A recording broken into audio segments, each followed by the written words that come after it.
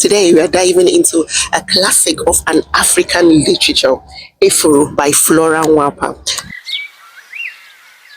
Now, this novel was published in 1966 and it holds the distinction for being the first book written by a Nigerian woman to be published internationally. Now, it's an exploration of Igbo literature, gender roles, and the strength of a woman who navigates her path in a very traditional society. Efuru, the main character in this book, centers around a protagonist, a beautiful and strong-willed woman from an Igbo village in Nigeria. Now, Efuru is an unconventional woman.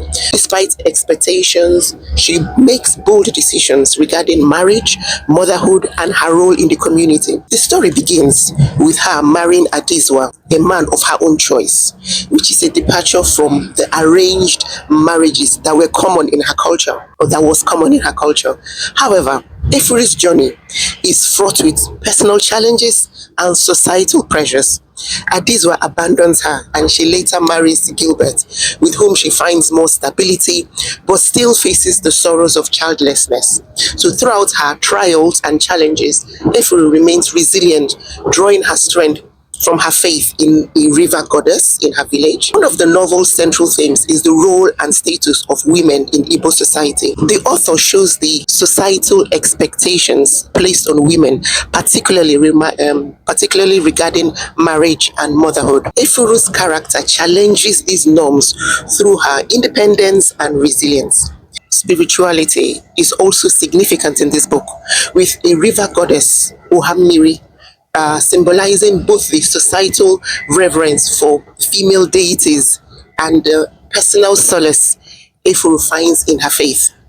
The blend of traditional beliefs with personal strength creates a rich combination of cultural and individual identity. Let's talk about character development. So Efuru is a very strong character. Her strength is not portrayed through dramatic heroic acts, but through the quiet resilience and dignity.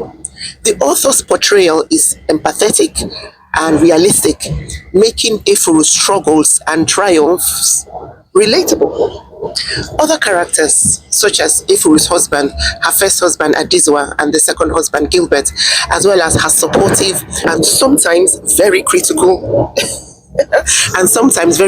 community, they serve to highlight various aspects of her personality and the societal constraints she navigates. One of my favorite characters, apart from Efuru, was Ajanapo.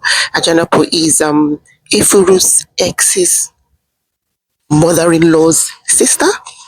I think I was just imagining her in a play. She is so dramatic. She knows everything about everybody in the village. She is so strong and she is very helpful. She is dramatic, funny, helpful. She prognosis. She was Efuru's major helper. I love that character. Flora NWAPA's writing style is characterized by its simplicity and clarity, which brings the cultural setting to life without overwhelming the reader. Her use of local proverbs and the incorporation of Igbo customs and traditions enrich the narrative, providing a beautiful experience of the community's way of life. Efuru is more than just a novel. It's a pioneering work that has opened doors for lots of female African writers. The author's success with this book paved the way for other women to tell their stories and share their stories, explore themes of gender, culture, and identity. The author's contribution to African literature is invaluable. Efuru by Flora NWAPA is a must-read for anyone interested in African literature, feminist narratives, or simply a compelling story of a woman's resilience and strength. It's a beautifully written novel that offers both a critique and celebration of the cultural traditions it portrays. If you haven't read it yet, I recommend you reading it or borrowing it from a library. For me, I found the book interesting. I read it as a teenager and I read it as a young adult, and I'm now reading it at my mature age. There are so many questions I want to ask now with my grown-up mind and with the way the world is today.